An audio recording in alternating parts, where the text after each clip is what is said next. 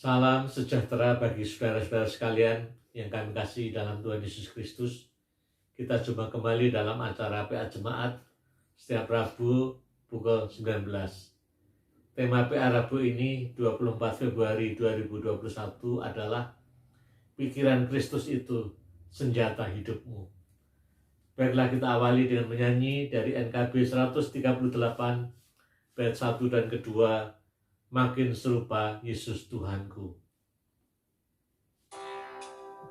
Makin serupa Yesus Tuhanku, inilah sungguh kerinduanku. Makin bersabar, lembut dan meredam, makin setia dan rajin bekerja. Ya Tuhanku, ku berikan padamu hidup penuh dan hatiku sebelah. Hapuskanlah semua dosaku, jadikanlah ku milikmu tetap. Makin serupa Yesus Tuhanku, setiap hari ini doaku. Makin bergiat menjadi muridnya, makin berani menjadi saksinya. Ya Tuhanku, ku berikan padamu hidup penuh dan hatiku segenap. Hapuskanlah semua dosaku, jadikanlah ku milikmu tetap. Marilah saudara sekalian kita berdoa, mohon bimbingan Tuhan dalam PA saat ini. Mari kita berdoa.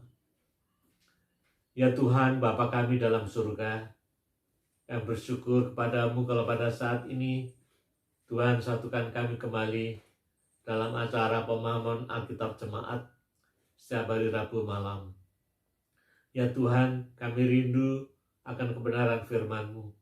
Kami hendak membaca dan memahaminya serta merenungkannya. Berikanlah kami hikmat sehingga kami boleh semakin memahami apa yang menjadi kehendak Tuhan dalam hidup kami dan boleh kami wujudkan. Pimpinlah kami semuanya ya Tuhan.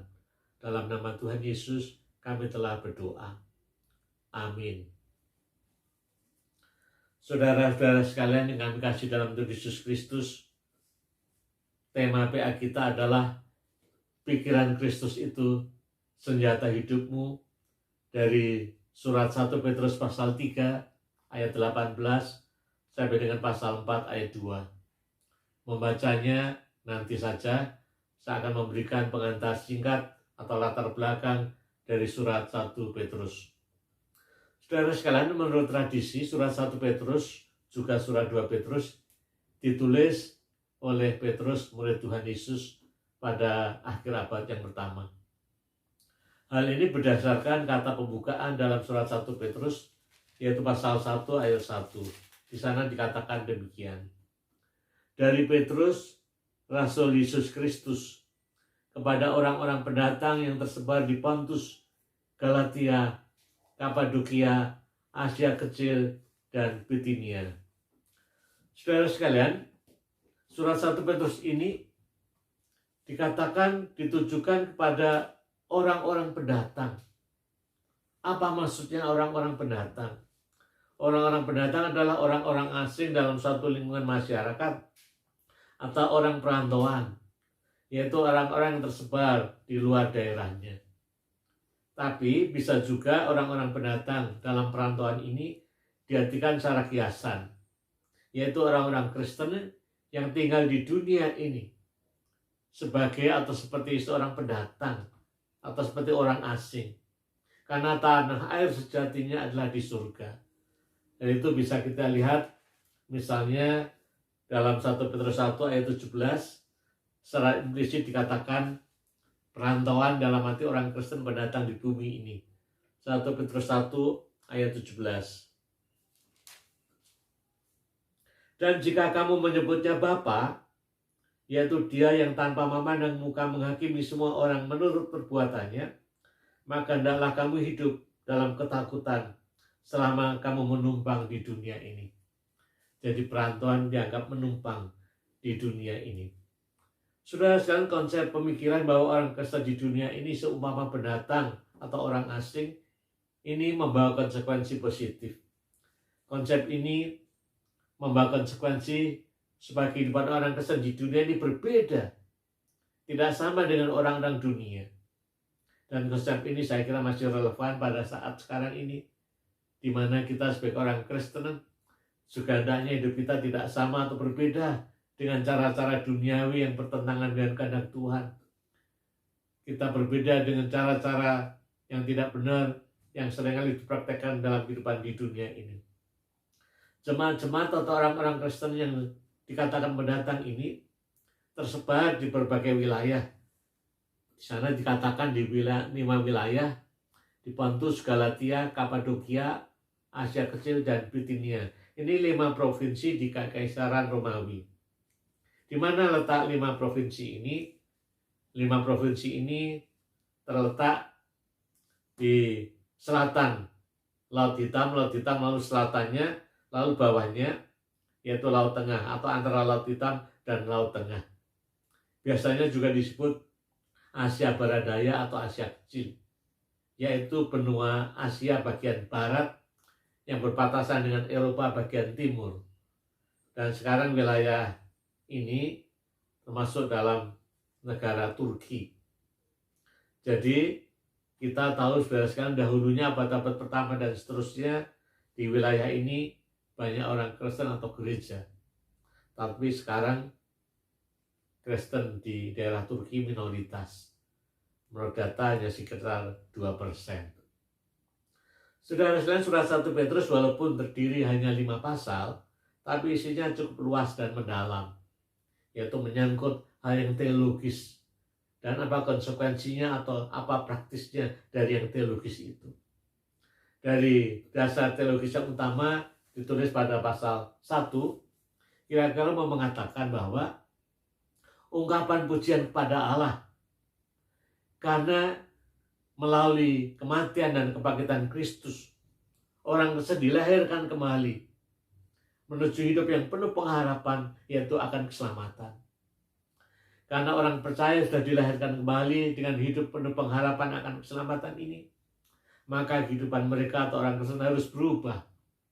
Atau dengan kata lain, kelahiran baru atau kehidupan baru dari orang Kristen ini harus dinyatakan secara konkret dalam kehidupan sehari-hari, yaitu dengan hidup kudus, hidup dalam kasih persaudaraan, menjauhi kejahatan, dosa, dan seterusnya, walaupun tentu ada risiko mengalami penderitaan.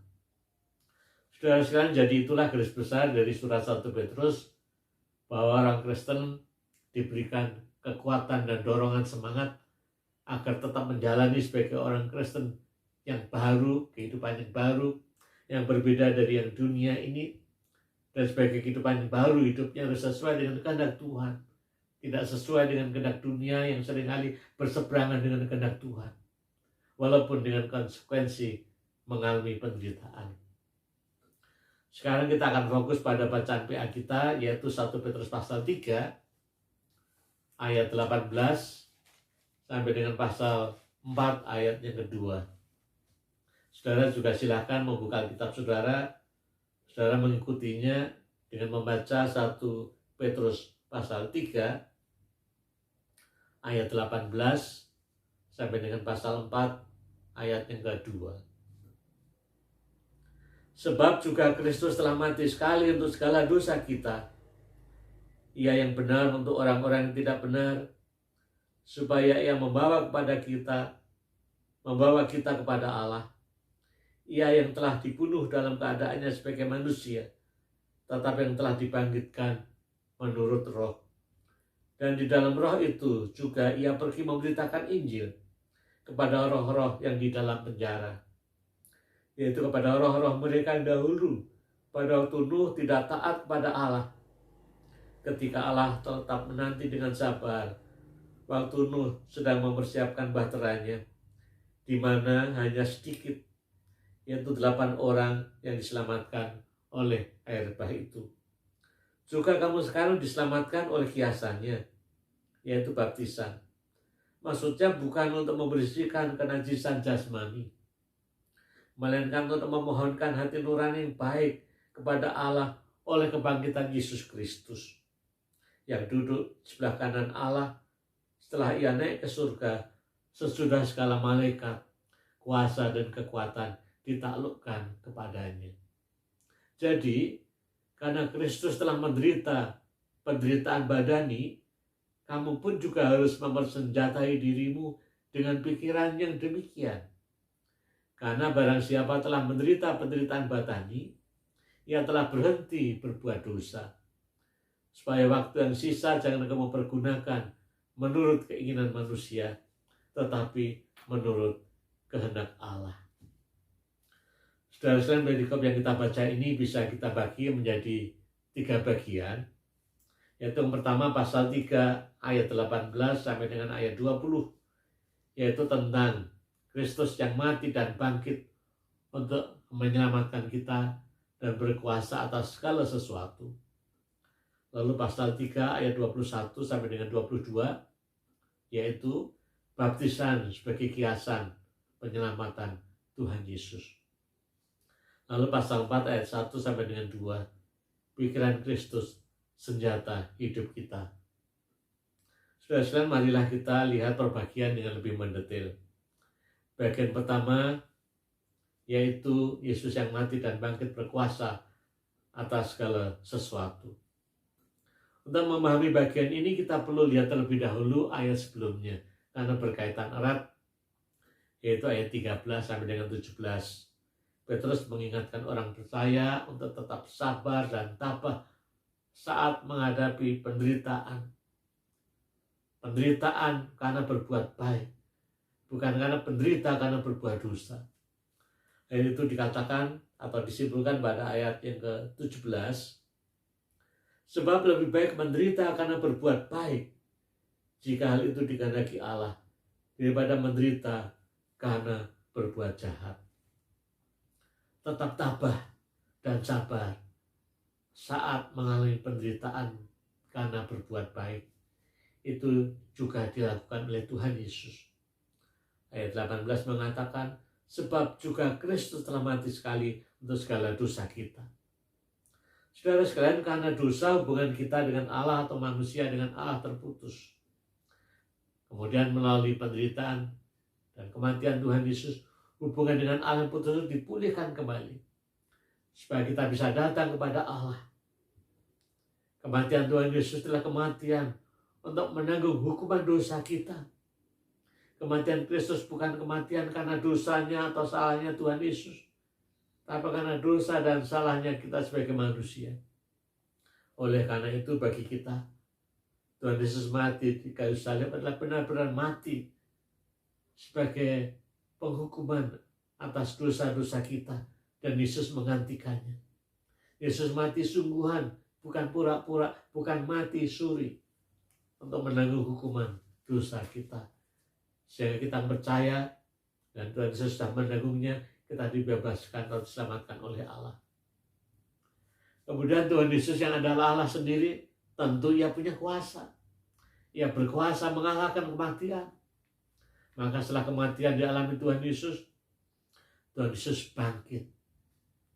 Kalau Tuhan Yesus mati terus gak bangkit seperti orang biasa, ya pasti tidak akan bisa menyelamatkan manusia.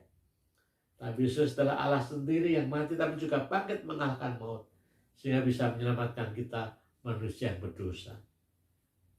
Lalu ayat 19 sampai dengan 20, ini termasuk ayat-ayat yang tidak mudah kita mengerti, saudara sekalian. Di sana dikatakan Yesus yang bangkit, lalu di dalam roh itu ia pergi memberitakan Injil kepada roh-roh yang di dalam penjara dan seterusnya. Apa artinya ayat-ayat ini? Sepertinya artinya Tuhan Yesus telah bangkit, rohnya mendatangi roh-roh yang sudah dihukum waktu itu, lalu memberitakan Injil. Roh-roh itu supaya mereka bertobat. Apakah begitu maksudnya? Saudara sekalian, memberitakan Injil biasanya dipahami orang adalah supaya orang itu bertobat dan percaya.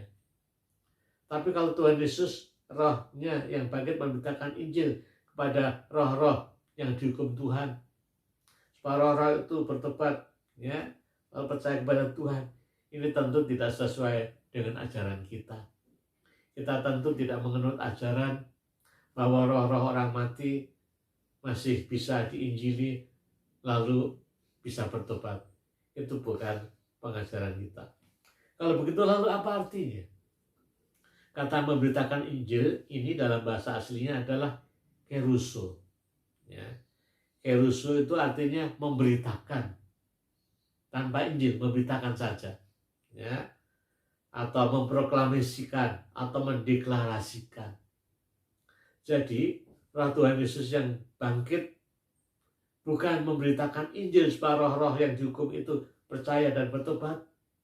Tapi roh Tuhan Yesus yang bangkit itu memberitakan, memproklamasikan, menyatakan, mendeklarasikan kepada roh-roh yang di dalam alam maut itu bahwa Tuhan Yesus bangkit, bahwa Tuhan Yesus yang bangkit juga berkuasa atas segala kuasa, termasuk kuasa maut. Atau dengan kata lain, Tuhan Yesus yang bangkit menang atas segala kuasa. Ya kuasa dosa, ya kuasa maut, ya kuasa-kuasa yang lain. Saudara sekalian, jadi ayat ini kira-kira mau mengatakan bahwa Tuhan Yesus yang bangkit berkuasa atas segala sesuatu. Ya, baik kuasa di dunia manusia ini maupun di dunia roh, termasuk juga alam maut. Tuhan Yesus berkuasa atas semua kuasa itu. Lalu sekarang kita beralih ke bagian yang kedua, pasal 3 ayat 21 dan 22, yaitu baptisan sebagai kiasan penyelamatan Tuhan Yesus. Dalam ayat ini keselamatan melalui kebangkitan Tuhan Yesus diulang lagi tetapi dikaitkan dengan baptisan. Orang dibaptis memakai air. Air ini mengkiaskan atau melambangkan membersihkan. Ya. Membersihkan bukan secara fisik jasmania, tapi secara spiritual, yaitu membersihkan dari dosa untuk diselamatkan oleh Tuhan. Ayat 22 ini juga mengulang lagi bahwa Tuhan Yesus yang bangkit, yang berkuasa atas segala sesuatu. Di sini berikan contoh kuasa atas segala malaikat, kuasa dan kekuatan. Lalu Tuhan Yesus dikatakan duduk di sebelah kanan Allah Bapa. Ya. Ini dikatakan pada ayat 22, yang duduk di sebelah kanan Allah setelah ia naik ke surga dan seterusnya.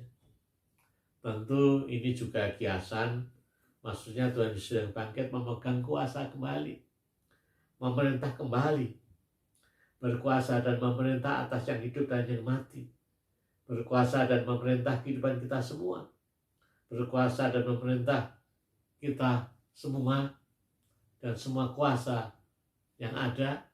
Oleh karena itu, saudara sekalian, kita diingatkan supaya kita hanya takut dan mengikuti kuasa dari kuasa Tuhan sendiri, bukan kuasa-kuasa yang lain. Saudara-saudara sekalian yang saya kasih dalam Yesus Kristus, sekarang kita menginjak ke bagian yang ketiga, yaitu pasal 4 ayat 1 dan ayat yang kedua, yaitu pikiran Kristus, senjata hidup kita. Surat 1 Petrus pasal 4 ayat 1 dan 2 ini menekankan kembali supaya jemaat atau orang Kristen atau kita semua pada masa kini juga meneladani Tuhan Yesus. Meneladani Tuhan Yesus, yaitu dikatakan sepikiran dengan Tuhan Yesus. Hidup sepikiran dengan Tuhan Yesus ini dimamakan seperti senjata kita melawan dosa dan kejahatan. Apa pikiran Tuhan Yesus yang perlu kita teladani? Ayat 1 mengatakan, Jadi karena Kristus telah menderita penderitaan badani dan seterusnya. Artinya adalah penderitaan Tuhan Yesus. Tapi menderita sekali bukan karena berbuat jahat atau dosa, tapi menderita karena berbuat baik. Seperti dikatakan ayat sebelumnya, yaitu ayat ke-17. Inilah pikiran Kristus yang harus kita teladani, yaitu pikiran Kristus, di mana Kristus mengalami penderitaan badani, tentu juga jiwani, karena berbuat baik sesuai dengan kehendak Allah. Berbuat baik sesuai dengan kehendak Allah adalah kehidupan Tuhan Yesus, yang terutama untuk menyelamatkan manusia, untuk kebaikan manusia, untuk kebaikan semuanya ini. Maka orang yang berusaha untuk berbuat baik, melakukan kehendak Allah, dengan sendirinya dia akan berhenti berbuat dosa. Maka dikatakan orang yang sepikiran dengan Kristus tidak lagi berbuat dosa. Lalu ayat yang kedua dikatakan, supaya waktu dan sisa jangan kamu pergunakan menurut keinginan manusia, tetapi menurut kehendak Allah. Waktu yang tersisa, maksudnya selama kita masih hidup ini loh, selama kita masih ada, selama kita masih berkegiatan, berbicara, masih ada di dunia ini, melakukan aktivitas, marilah kita pakai hidup kita ini untuk melakukan kehendak Allah. Bukan melakukan kehendak dunia yang sering bertentangan dengan kehendak Allah. Bukan melakukan kehendak dosa. Bukan melakukan hal yang tidak benar atau kejahatan. Melakukan kehendak Allah. Saudara sekalian yang saya kasih dalam Tuhan Yesus Kristus, jadi kalau boleh kita simpulkan PA kita kali ini, kesimpulannya adalah yang pertama, Tuhan Yesus dalam kehidupannya secara total mau melakukan kehendak Allah Bapa. Walaupun konsekuensinya adalah mengalami penderitaan bahkan kematian. Dan kehendak Allah Bapa yang dilakukan Tuhan Yesus secara sempurna adalah menyelamatkan dunia ini, termasuk menyelamatkan manusia dan kita semua. Agar kehidupan manusia dan dunia ini menjadi baik. Pemikiran Tuhan Yesus yaitu melakukan kehendak Allah secara total untuk keselamatan manusia. Inilah yang kiranya juga menjadi pemikiran kita. Kita diminta supaya punya pemikiran yang sama dengan Kristus, yaitu dalam kehidupan ini kita terus berusaha melakukan kehendak Allah Bapa, yaitu diwujudkan melalui firman Tuhan, melakukan firman Tuhan, walaupun konsekuensinya adalah penderitaan.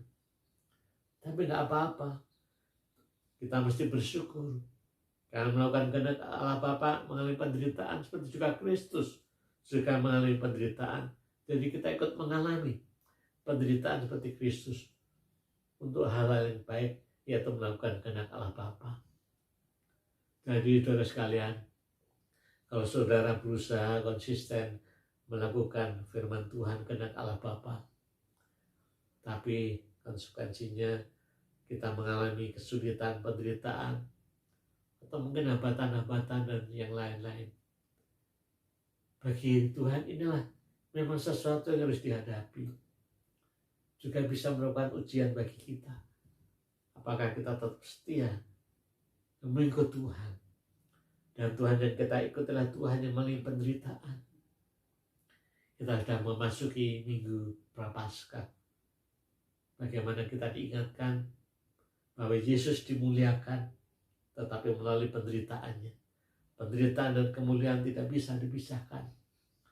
Dua hal ini satu paket. Tidak bisa kita memilih kemuliaan saja, lalu melupakan atau tidak melakukan penderitaan. Atau penderitaan saja, tapi tidak ada kemuliaan, ini juga konyol.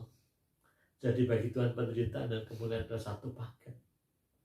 Jadi marilah dalam jalan hidup ini, kalau saudara belajar setia kepada Tuhan, tapi ada hambatan, kesulitan, bahkan penderitaan, hadapilah dengan tabah.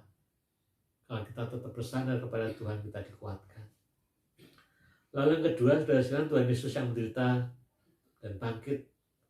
Artinya Tuhan Yesus yang berkuasa atas segala sesuatu.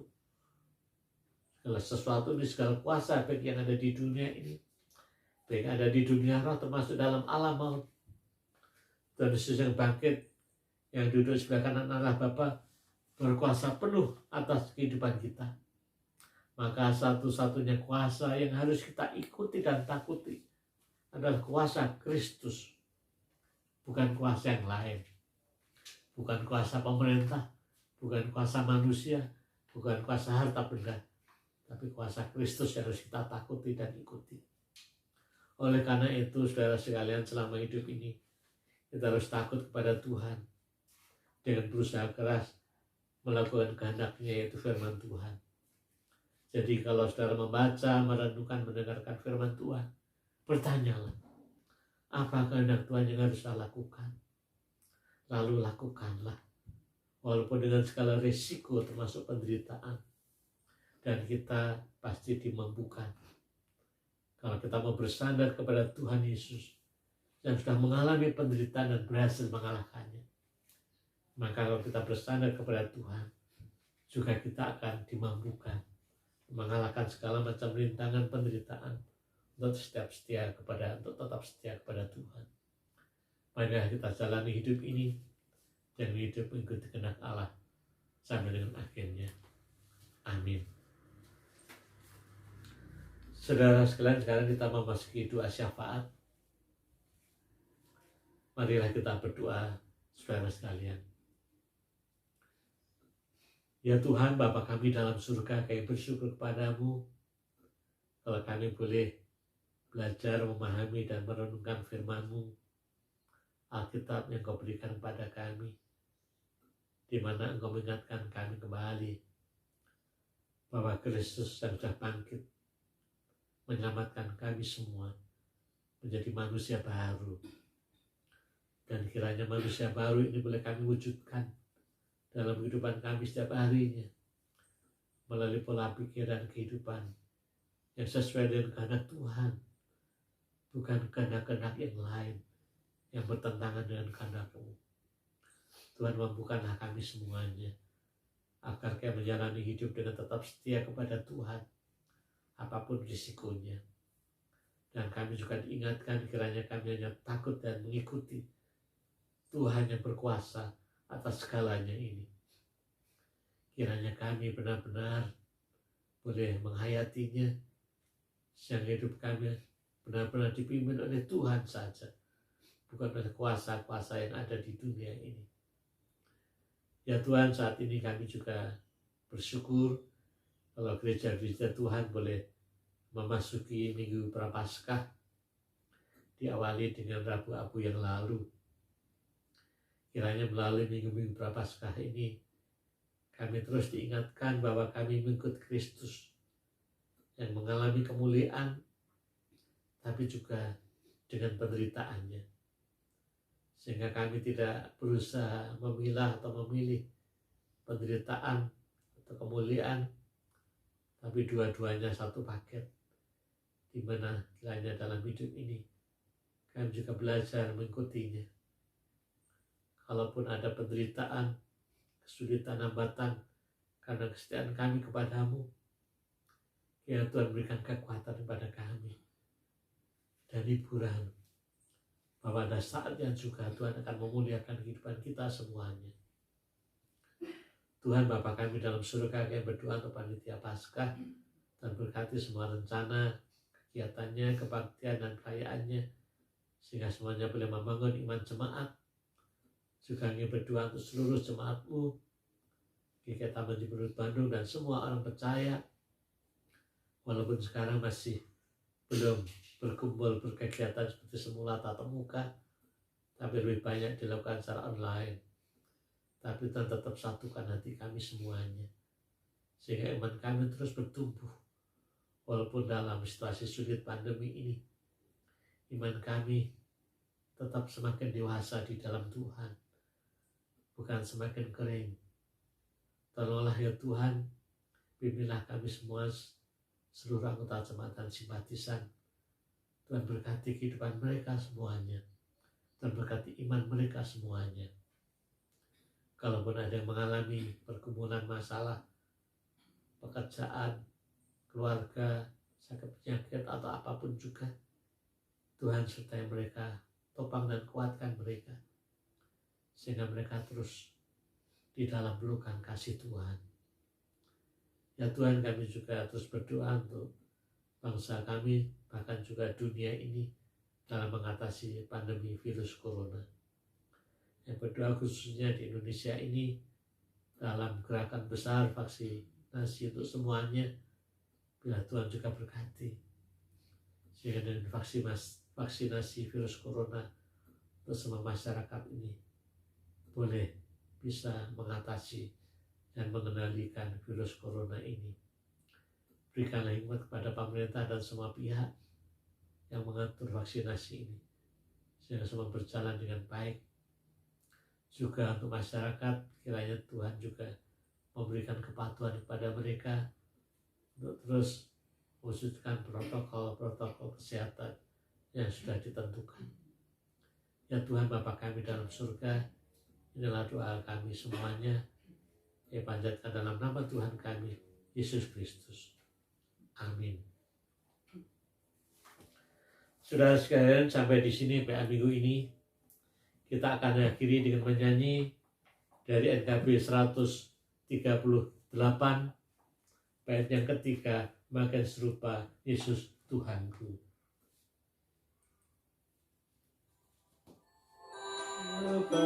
Yesus Tuhanku, ini selalu cita-citaku, makin bertambah di dalam kasih-Ku, makin bersungguh menyangkal diriku. Ya Tuhanku, ku berikan padamu hidup penuh dan hatiku segera. Hapuskanlah semua dosaku, jadikanlah ku milik-Mu tetap. Saudara sekalian, selamat menjalani hidup serupa dengan Kristus. Tuhan memberkati kita semuanya. Amin.